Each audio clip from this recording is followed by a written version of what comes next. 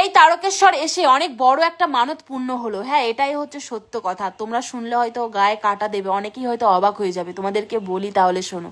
আমার জায়ের ছেলের একটা পায়ে ভীষণ জন্ম থেকে একটা সমস্যা ছিল।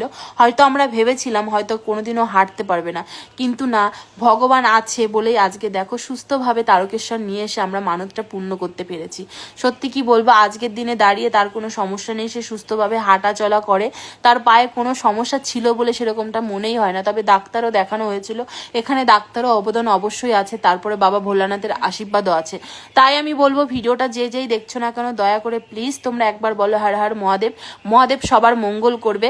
আর এই যে আমরা তারকেশ্বর এসে নিমাই তীর্থের ঘাট থেকে জল নিয়ে তারপরে যাব বাবা ভোলানাথের মাথায় জল ঢালতে।